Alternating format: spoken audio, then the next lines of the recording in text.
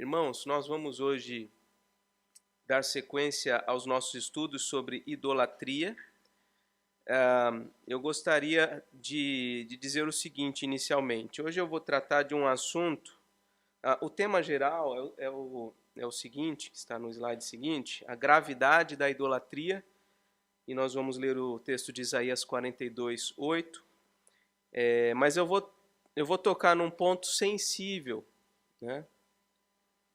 Vou tocar num ponto sensível durante a aula, então eu vou pedir que os irmãos ouçam atentamente toda a exposição e possam trazer suas considerações e perguntas no final da aula, tá bom? Isaías 42, versículo 8. Vamos ler todos juntos? Vamos ler na versão revista e atualizada.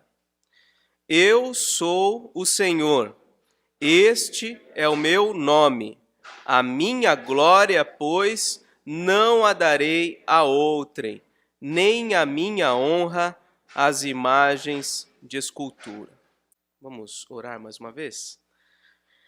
Ó Deus bendito, nós estamos diante da Tua palavra, diante do Senhor e carecemos, ó Deus, imensamente, Pai, da iluminação do Teu Espírito para nos ensinar, nos conduzir, nos guiar a toda a verdade, Senhor. Ilumina nossa mente, nosso coração. Assim pedimos, oramos em nome de Jesus. Amém. No slide seguinte, eu coloco o mesmo texto na versão Nova Almeida e atualizada, que diz assim: Eu sou o Senhor, este é o meu nome, não darei a mais ninguém a minha glória, nem a minha honra às imagens de escultura. Eu sou o Senhor, este é o meu nome, não darei a mais ninguém a minha glória. Idolatria é dar glória a qualquer outro que não seja o Senhor.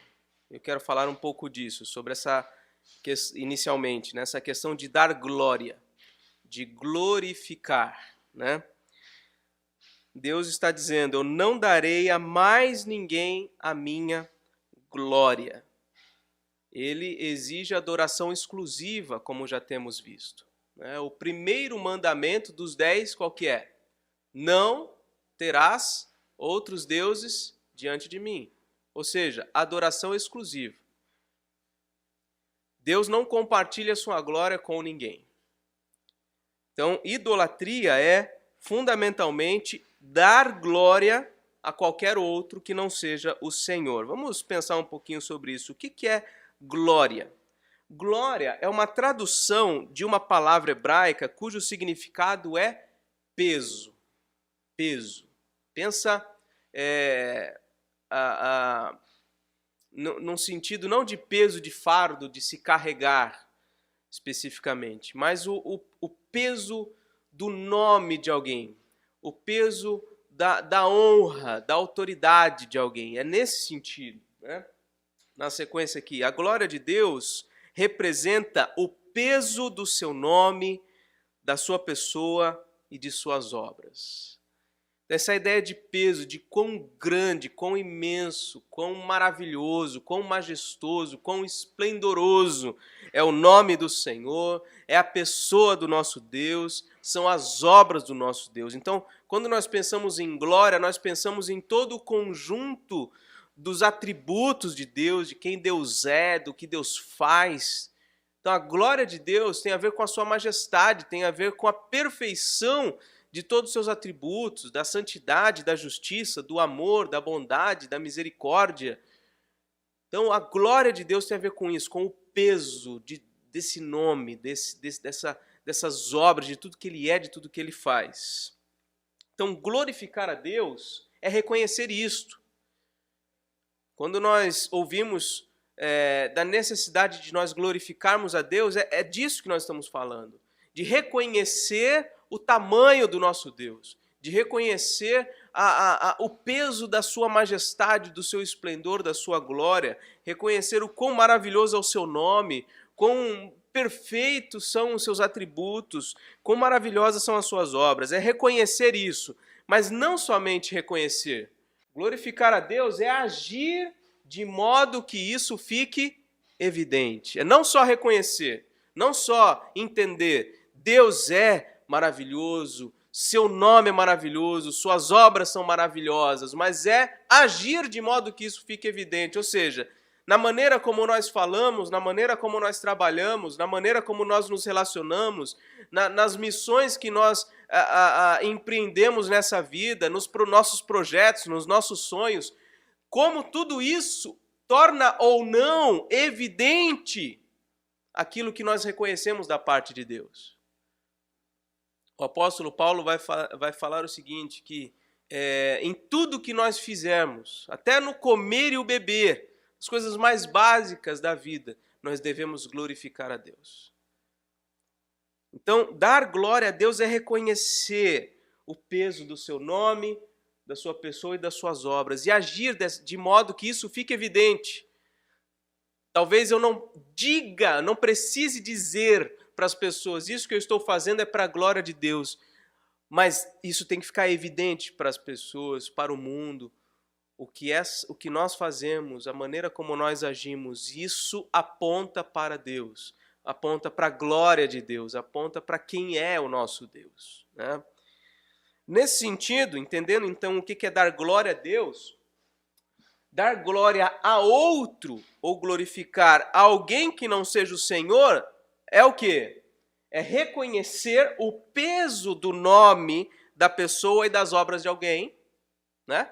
Então, se dar glória a Deus é reconhecer o peso do nome da pessoa e da obra de Deus, dar glória a alguém é o quê? É reconhecer o tamanho da dignidade de alguém, dos feitos de alguém, do quão essa pessoa é maravilhosa, é reconhecer isto e também agir de modo que isso fique evidente. É trocar a glória de Deus pela glória do homem, ou é atribuir glória a um homem ou alguma criatura, qualquer coisa que seja, e evidenciar seus atributos, suas características, suas virtudes, é colocar realmente alguém num pedestal e agir de modo que isso fique evidente.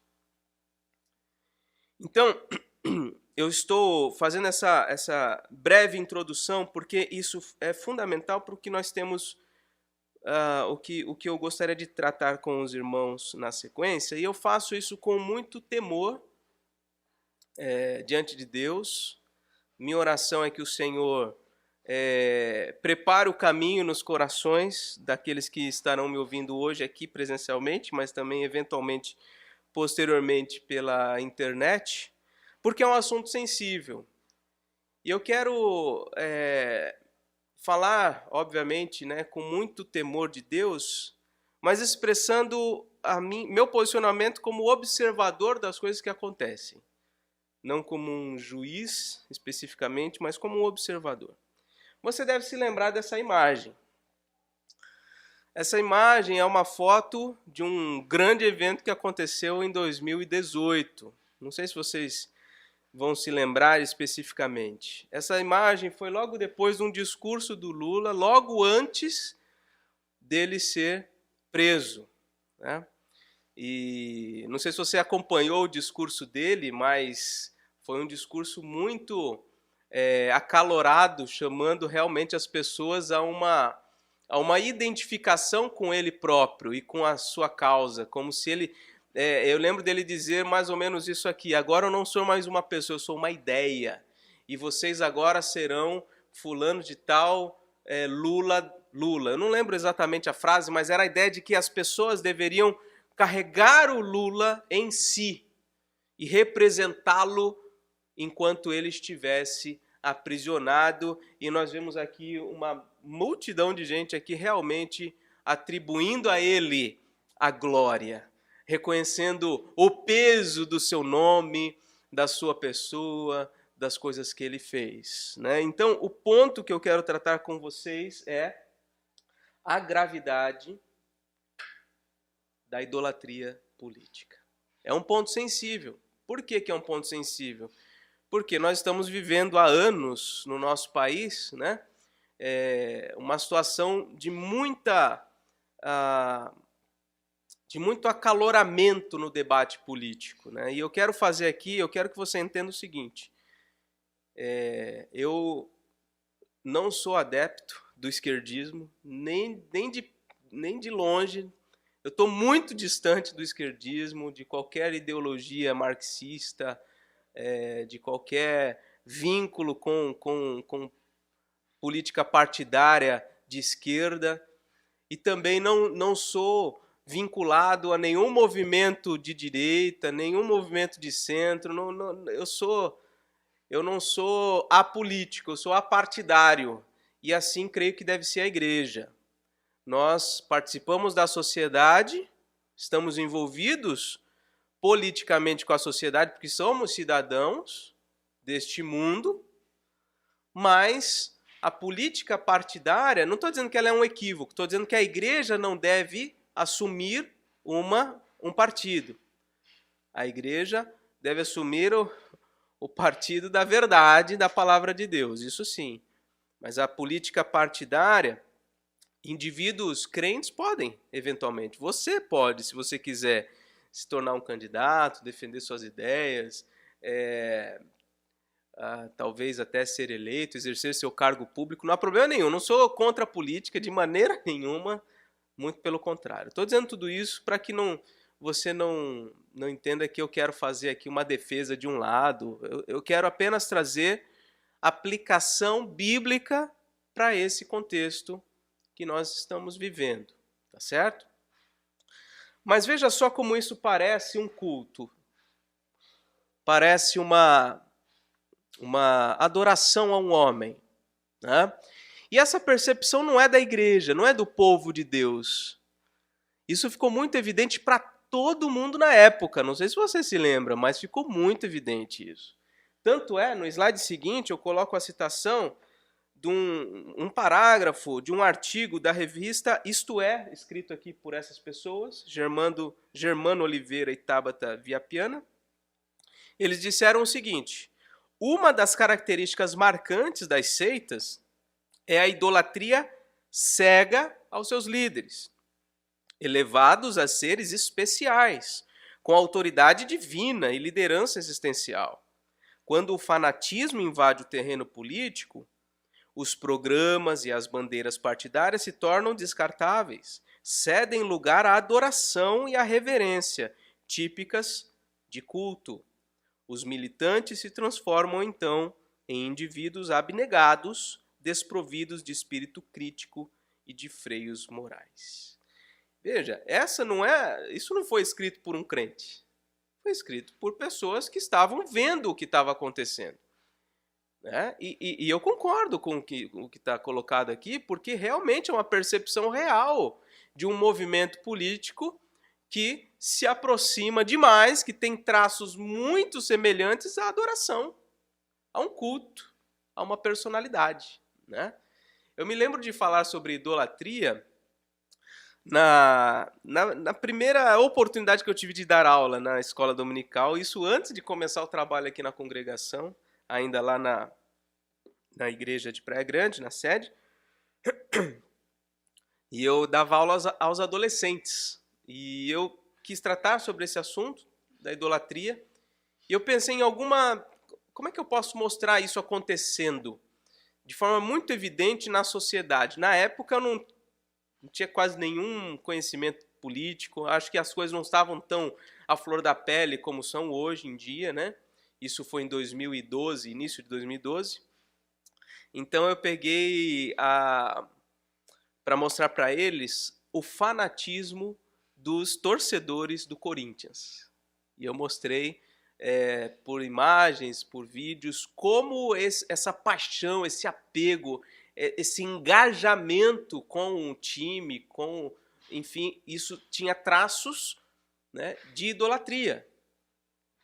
Então eu tentei fazer esse paralelo lá atrás. Hoje em dia, eu acho que está muito mais evidente, né, nessa questão política. Então, nessa época aqui em 2018, ficou muito claro, todo mundo percebeu traços de idolatria política, né? Mas e quando a gente vê coisas como essas aqui, hoje em dia? E quando a gente vê pessoas em torno de um lema como esse, Bolsonaro, o Senhor é a nossa última esperança de liberdade.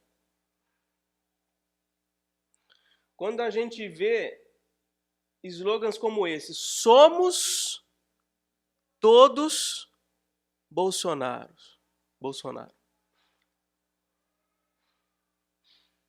Um pouco mais leve do que isso, mas creio que igualmente perigoso, é a frase fechado com Bolsonaro.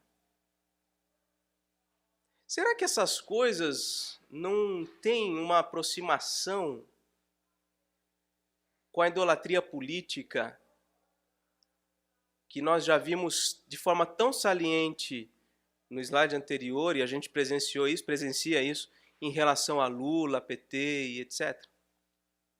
Será que é muito diferente? Será que é um movimento de fato por reivindicações legítimas? Porque eu entendo como legítima a bandeira, por exemplo, a sociedade hoje está levantando a bandeira do voto impresso, desejando o voto impresso, tudo bem. Certo ou errado, posso não concordar ou não, mas é uma bandeira legítima.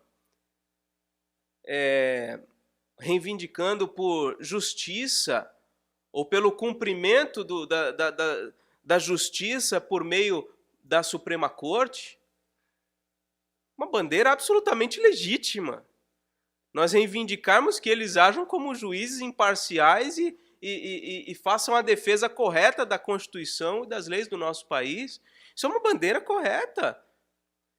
Levantar a bandeira da liberdade de expressão e denunciar erros de que realmente tem pessoas que estão sendo presas por conta dos seus posicionamentos, das suas opiniões, isso não está correto.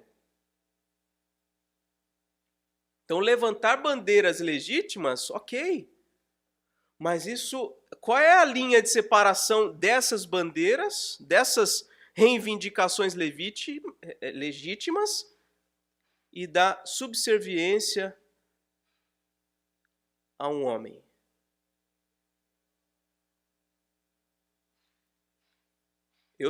Particularmente, eu tenho tido dificuldade em perceber essa distinção na nossa sociedade. E eu creio que isso é extremamente perigoso.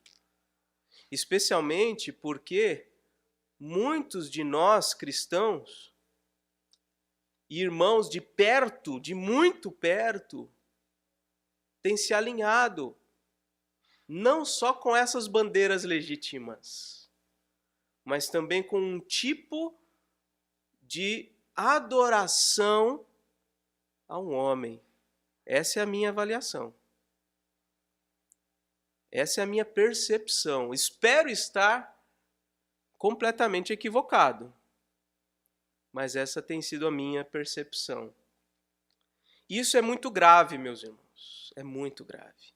Eu quero trazer para a gente pensar agora, num segundo ponto, sobre a gravidade da arrogância dos poderosos. E enquanto a gente for observando isso aqui, vá abrindo já em Daniel 4, eu gostaria que você refletisse nesses principais ícones da política no nosso país, se eles de alguma maneira se assemelham com esse homem, Nabucodonosor. Vamos começar aqui em Daniel capítulo 4, versículos 29 e 30.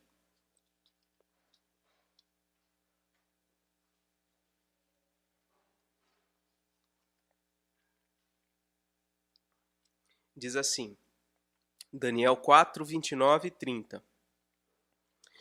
Ao cabo de 12 meses, passeando sobre o palácio real da cidade de Babilônia, falou o rei e disse: Não é esta a grande Babilônia que eu edifiquei para a casa real, com o meu grandioso poder e para a glória da minha majestade?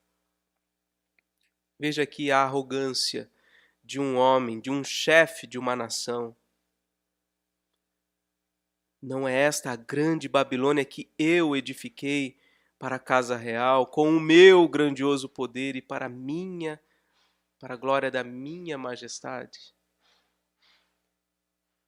Você percebe como o poder pode levar alguém a se considerar mais do que um ser humano comum? A se considerar acima do bem e do mal? A desconsiderar a sua miséria física e espiritual? O poder leva as pessoas a se autoconsiderarem mais do que são. E, infelizmente,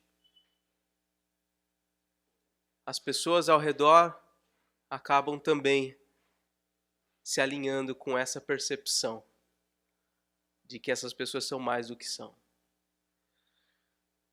Mas nos versos seguintes, pode avançar, por favor? Versos 31 e 33, 31 a 33, mostram que a realidade desse homem mudou em instantes na vida dele. Veja o que aconteceu. Ele tinha acabado de se orgulhar das suas realizações, e aí diz o versículo 31, falava ainda o rei, quando desceu uma voz do céu, dizendo o seguinte: a ti se diz, ó rei Nabucodonosor, já passou de ti o reino. Serás expulso de entre os homens, e a tua morada será com os animais do campo, e far-te-ão comer ervas como os bois, e passar-se-ão 7 tempos por cima de ti, até que aprendas o quê? Até que aprendas que o Altíssimo tem domínio sobre o reino dos homens e o dá a quem quer. No mesmo instante, se cumpriu a palavra sobre Nabucodonosor. E ele foi expulso de entre os homens e passou a comer erva como os bois.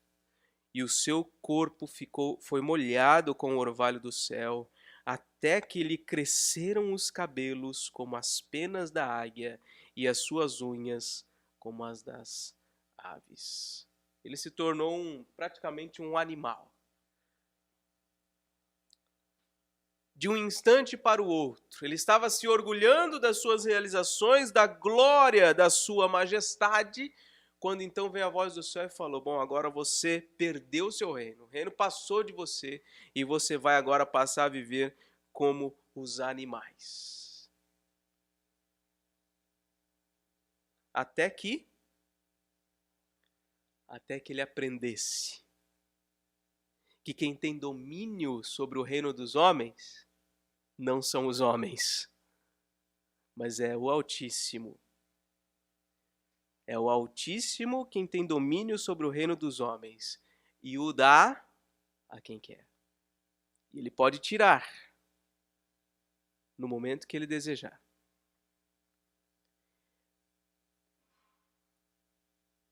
Vamos ver o que aconteceu na sequência. Versículos 34 a 37. Diz assim: mas ao fim daqueles dias, passou-se todos aqueles 7 tempos, né? Ao fim daqueles dias, eu, Nabucodonosor, levantei os olhos ao céu, tornou-me a vir o entendimento, e o que eu fiz? Eu bendisse o Altíssimo, e louvei, e glorifiquei ao que vive para sempre, cujo domínio é sempiterno, e cujo reino é de geração em geração. Todos os moradores da terra são por ele reputados em nada. Todos os moradores da terra, inclusive os reis e os poderosos. E segundo a sua vontade, ele opera com o exército do céu e os moradores da terra. Não há quem lhe possa deter a mão, nem lhe dizer: que fazes? Tão logo me tornou a vir o entendimento, também para a dignidade do meu reino. Tornou-me a vir a minha majestade e o meu resplendor. Buscaram-me os meus conselheiros e os meus grandes. fui restabelecido no meu reino, e a mim se me ajuntou extraordinária grandeza. Agora, pois, eu, Nabucodonosor, louvo, exalço e glorifico não mais a mim mesmo, mas ao Rei do céu, porque todas as suas obras são verdadeiras e os seus caminhos justos, e pode humilhar aos que andam na soberba. Essa é a experiência de um homem que teve muito maior poder do que Lula, do que Bolsonaro ou qualquer outro agente político que hoje nós conheçamos. Alguém que teve extraordinário poder e glória entre os homens. No slide seguinte, eu ponho aqui o versículo de Isaías 40, versos 22 a 24, que dizem assim: Ele, o Senhor Deus, é o que está assentado sobre a redondeza da terra, cujos moradores são como gafanhotos. É Ele quem reduz a nada os príncipes e torna em nulidade os juízes da terra. Mal foram plantados e semeados, os juízes da terra, os poderosos, mal foram plantados e semeados, eles mal acabaram de serem colocados onde eles estão. O que acontece com eles? Mal se arraigou na terra o seu tronco e já se secam, quando um sopro passa por eles e uma tempestade os leva como palha. É isso que acontece com todos os reis e poderosos. Eles não têm divindade alguma. Eles não têm poder algum. E nós não podemos atribuir a eles qualquer glória que é devida somente a Deus. No ponto 3, na sequência, eu coloquei um texto para a gente refletir sobre a gravidade das consequências da idolatria. Para isso, eu anotei aqui o texto de Romanos 1, 22 a 25. Eu vou ler o texto, os versos, depois eu vou comentando um pouco. Diz assim: dizendo que eram sábios, aqui está na Nova Almeida e Atualizada. Dizendo que eram sábios, se tornaram tolos e trocaram a glória do Deus incorruptível por imagens semelhantes ao ser humano corruptível, e às aves, aos quadrúpedes e aos répteis. Por isso, Deus os entregou à impureza, pelos desejos do coração deles, para desonrarem o seu corpo entre si. Eles trocaram a verdade de Deus pela mentira, adorando e servindo a criatura em lugar do Criador, o qual é bendito para sempre. Amém. Tem 2 vezes que aparece a palavra trocaram. Eles trocaram a glória do Deus incorruptível por imagens semelhantes ao ser humano corruptível. Depois, no verso 25, eles trocaram a verdade de Deus pela mentira, adorando a criatura em lugar do Criador. E qual é a consequência disso? De ter trocado a glória de Deus pela glória de um homem. Versículo 24. Deus os entregou à impureza pelos desejos do coração deles para desonrarem o seu corpo entre si. Consequência da idolatria é a entrega de Deus a todo tipo de pecado. A entrega para que esses homens deem livre curso aos seus desejos pecaminosos. Está a um passo. Por isso a idolatria é tão perigosa. Porque quando nós deixamos de adorar exclusivamente a Deus, somamos a adoração a Deus à adoração a outro, nós na verdade estamos trocando.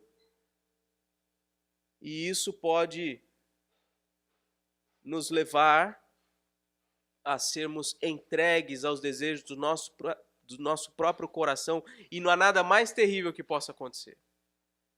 pior do que ser preso, pior até do que ser morto, é sermos entregues às nossas próprias paixões, a deixarmos que os nossos próprios desejos pecaminosos governem o nosso coração.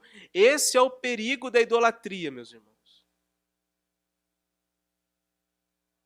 E eu temo que muitos dos nossos queridos irmãos, dessa congregação eu confesso que eu não conheço muitos que tenham esses traços, mas do meu círculo de amizades, e eu estou vendo um grande movimento pelas igrejas, eu estou percebendo tudo isso, eu estou preocupado que essa movimentação toda cresça e chegue até nós. E o perigo é muito grande, tá bom? No final, seu Ismael, tá bom? E agora, então, o quarto e último ponto que eu quero tratar com os irmãos é a respeito do que a Bíblia nos convoca a fazer. A Bíblia nos traz um chamado à submissão ao senhorio de um governante que é maior e melhor do que todos os outros, que é o Filho de Deus. Vamos ler, temos alguns textos aqui que eu quero compartilhar com os irmãos. Primeiro, no livro dos Salmos, capítulo 2. Livro dos Salmos, capítulo 2.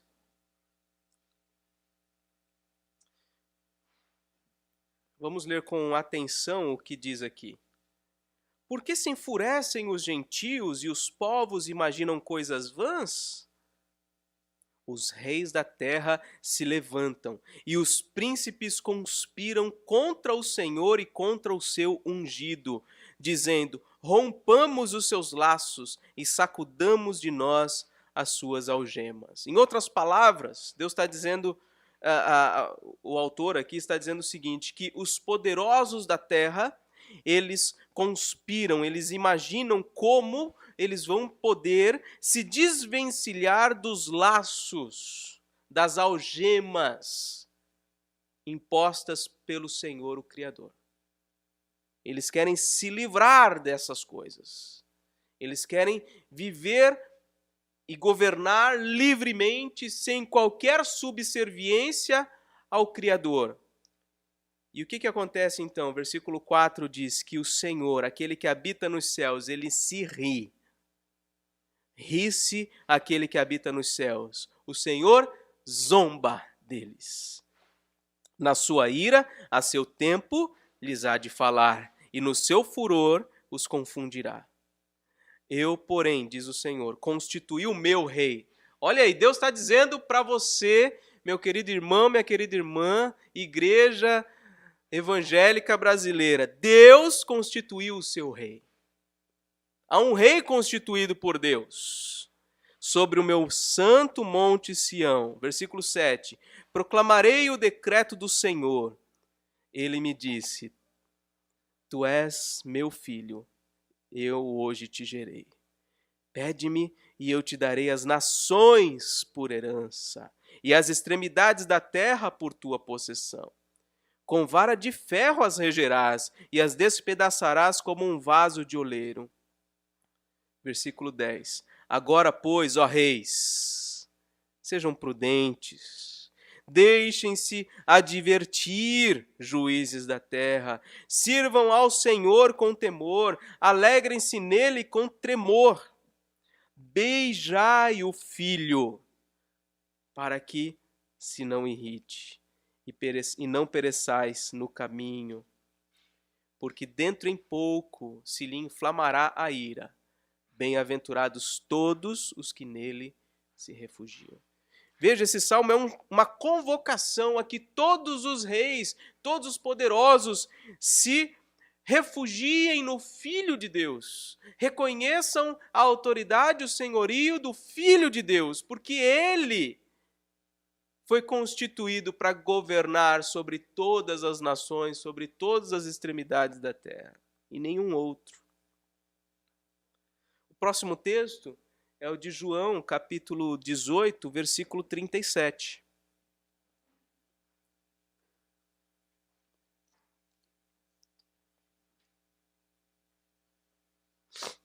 João 18, 37.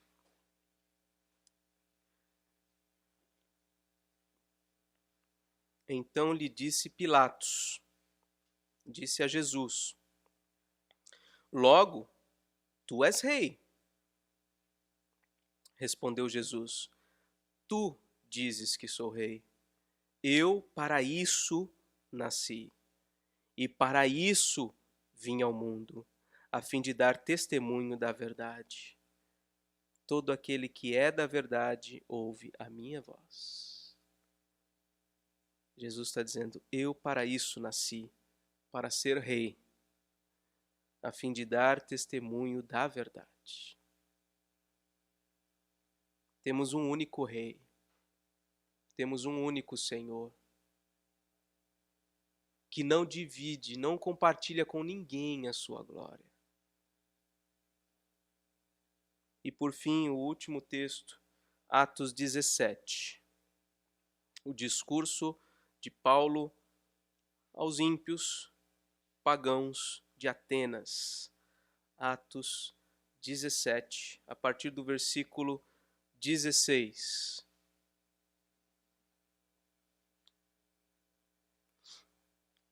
Enquanto Paulo os esperava em Atenas, o seu espírito se revoltava em face da idolatria dominante na cidade. Paulo, como está aqui nessa imagem, ele olhou para todas aquelas estátuas, todas aquelas imagens de deuses, um panteão de deuses em Atenas. E diz o versículo 16 que ele se revoltava em face da idolatria dominante da cidade. Versículo 17, por isso dissertava na sinagoga entre os judeus, entre os gentios piedosos, também na praça. Então ele foi pregando o evangelho. O evangelho é a reivindicação da glória de Deus que precisa ser feita no meio da idolatria. E ele fez isso em todos os lugares. Aí versículo 18, alguns filósofos epicureus e estoicos contendiam com ele, havendo quem perguntasse: que quer dizer esta tagarela? E outros: parece pregador de estranhos deuses, pois pregava Jesus e a ressurreição. Então, tomando consigo, levaram ao Areópago, um lugar próprio ali para ele poder discursar. E aí eles dizem para ele: podemos saber que nova doutrina é essa que ensinas?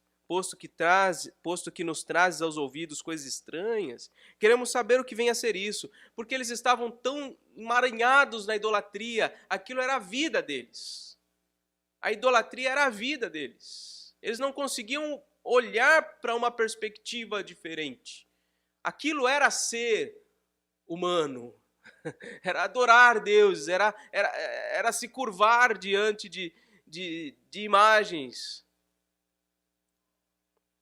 E aí eles levam então Paulo, versículo 21. Pois todos os de Atenas, os estrangeiros residentes, de outra coisa não cuidam senão dizer ou ouvir as últimas novidades. Então Paulo se levantou e foi, até ao Areópago, se levantou no meio do Areópago e disse, aqui começa o discurso dele. Ele disse: senhores atenienses, em tudo vos vejo acentuadamente religiosos.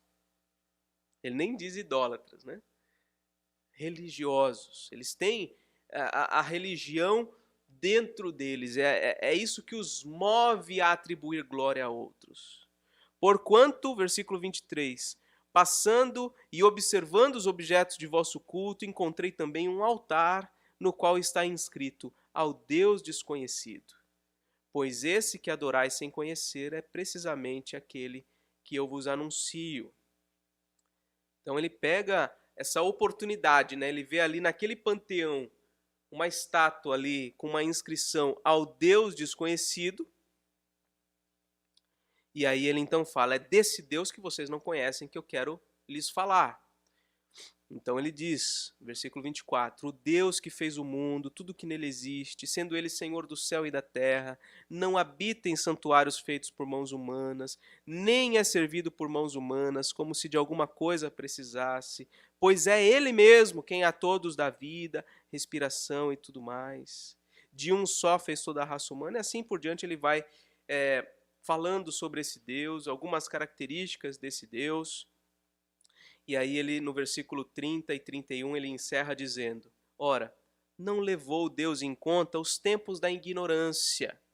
Agora, porém, ele notifica aos homens que todos, em toda parte, se arrependam, porque ou porquanto estabeleceu um dia em que há de julgar o mundo com justiça, por meio de um varão que destinou e acreditou diante de todos, ressuscitando dentre os mortos. Ele reivindica a glória de Deus. Ele fala que esse Deus é um Deus todo-poderoso e que ele está chamando os homens e está dizendo para eles: olha, o tempo da ignorância não será levado em conta, mas agora se arrependam dos seus pecados, porque vai ter um dia que ele vai julgar o mundo com justiça por meio de um homem que ele estabeleceu, que é o Senhor Jesus Cristo, a quem ele acreditou diante de todos e o fez até ressuscitar dentre os mortos.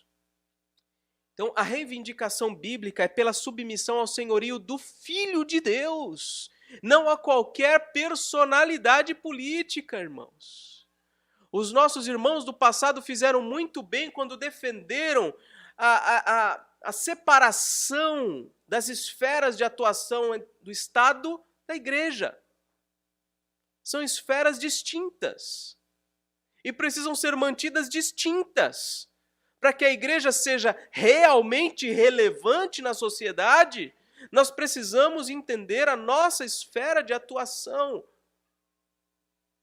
reivindicando a glória de Deus nesse mundo, apontando para as injustiças, sim, reivindicando direitos do ser humano, sim, mas nunca nos assemelhando a qualquer manifestação de adoração ou de culto à personalidade.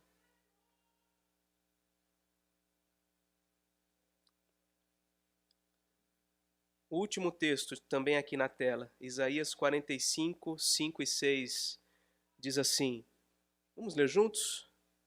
Eu sou o Senhor, e não há outro. Além de mim, não há Deus. Que se saiba, até ao nascente do sol e até ao poente, que além de mim não há outro.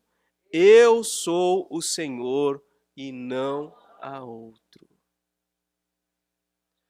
Alguns pontos importantes dessa aula, resumindo tudo o que nós vimos. Primeiro, tomemos cuidado com a idolatria política, meus irmãos. Tomemos cuidado com isso. Eu disse que era um assunto sensível, um assunto delicado. Eu não quero chegar ao ponto de chamar de idólatra ninguém. É apenas um alerta para que nós possamos reconhecer dentro do nosso próprio coração se nós estamos incorrendo em algo semelhante a isso que foi exposto. Tomemos cuidado com a idolatria política. Defender valores, ideias, direitos, não pode nem passar perto da defesa incondicional de um ser humano tão falho como os políticos que hoje nós conhecemos. Todos eles, de todos os espectros. Do extremo lado para o extremo outro lado. Todos são absolutamente falhos. E se julgados corretamente pela lei dos homens, não precisa nem olhar para a Bíblia, todos eles estariam atrás de grades. Segunda coisa, glorifiquemos somente a Deus. Lembra do que vimos na introdução? O que é dar glória a Deus? É, primeiro, reconhecer o peso do nome, da pessoa e das obras de Deus. E agir de modo que isso fique evidente na nossa vida. E eu tenho visto muitos cristãos que têm trocado isso. Têm reconhecido o peso do nome, da pessoa e das obras de alguém e tem agido, vivido diariamente de modo a tornar isto evidente. Isso é muito perigoso. Glorifiquemos somente a Deus, irmãos. Somente a Deus. E terceiro, como a Bíblia nos chama a atenção a nos submetermos ao Filho de Deus, chamemos todos a se renderem ao senhorio de Cristo. Chamemos todos, todos que estão ao nosso redor, como igreja, como povo de Deus, especialmente os mais influentes. Nós aqui somos pouquíssimo influentes na sociedade, mas tem líderes na nossa nação, líderes de igrejas evangélicas, que poderiam estar fazendo isso, chamarem todos a se renderem a Cristo, mas não. Estão chamando todos a se renderem ao fulano de tal. Isso é extremamente perigoso, irmãos. Esses são os pontos importantes da nossa aula. E eu quero encerrar com algumas perguntas para a nossa reflexão. Primeiro, será que é possível participar do debate político sem cair na idolatria política? Isso é possível? Se é possível, como é possível? E a segunda, de que maneira podemos reivindicar a glória de Deus no contexto político que vivemos? Eu creio que esses são os nossos deveres, irmãos. Pensar sobre isso. Como nós podemos participar do debate político sem cair na idolatria política? Nós precisamos encontrar uma maneira. E segundo, como nós podemos reivindicar a glória de Deus nesse contexto que nós estamos vivendo? Como a gente pode fazer isso? Então, quero deixar essas questões para a gente pensar, para a gente refletir, para a gente se pôr nas mãos de Deus e também orar pelas pessoas influentes da nossa nação, talvez por irmãos queridos que você tem, você está percebendo essa inclinação à idolatria política, ore por eles, talvez aconselhe-os a isto. Olha, participe do debate político sem cair na idolatria política. Ou reivindique a glória de Deus nesse contexto. Como você pode fazer isso? São questões que eu acho que a gente precisa pensar, refletir e propagar. São questões importantes para a igreja nesse momento que nós estamos vivendo.